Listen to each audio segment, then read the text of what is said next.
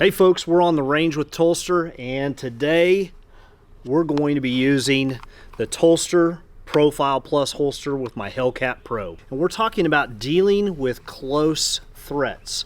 Now specifically, there's a lot of angles we could go with close threats, but we're going to talk about shooting from retention, and you can't get any closer than shooting from retention. So here goes. Context is everything.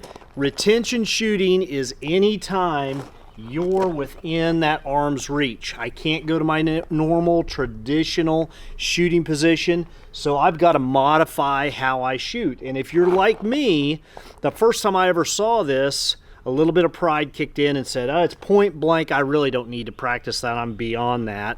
And of course that was a big mistake on my part, because there is an element of risk to training in close quarters such as this retention style of shooting. So I can't just negate the risk of pointing the gun at my own body as I'm pointing or shooting from retentions. It's too close for me to make a mistake without proper planning and practice going in ahead of time. So like always, when we're on the range, the first thing that comes to mind is we have to be safe, and that's where this practice on this drill comes into play.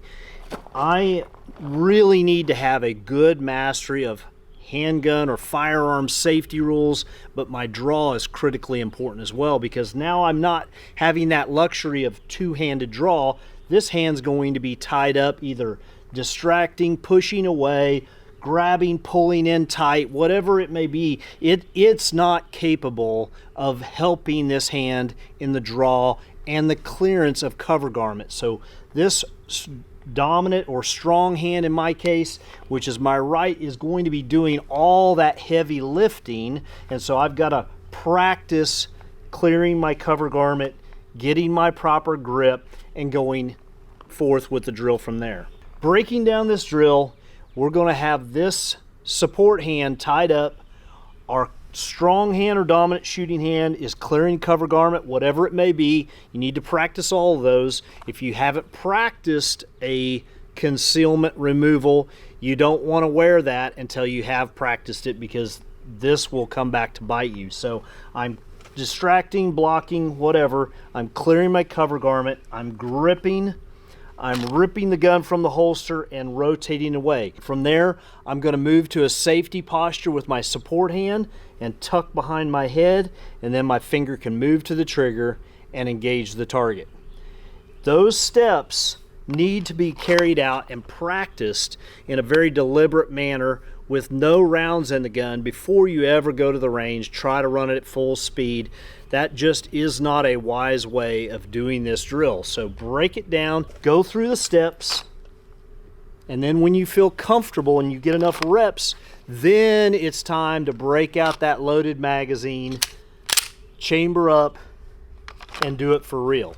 The next step is doing it with live fire, but still taking it at a pace that you're not breaking safety rules, that you can get comfortable with it. This is super important. So here we go. I'm in a position, being attacked, being robbed, whatever it may be. I block, I clear, I rotate my hand to a safety posture, I rip, I rotate, and then I can easily get hits on target. Note my finger stays clear and off the trigger until that muzzle is pointed at my target. Notice how the gun is slightly angled away from my body. That is so the slide can reciprocate and I'm not creating a malfunction by tucking it in too tight and I get a stoppage and then I have to go into a remedial action. It's super important, especially when you're targeting an area that is not full of blood-bearing organs, that gun cycles. You can get multiple hits and then adjust from there to that more lethal hit if your threat is still active. Thanks for watching. This is Tulster on the Range, shooting close threats from retention. Remember, train hard, your family deserves it.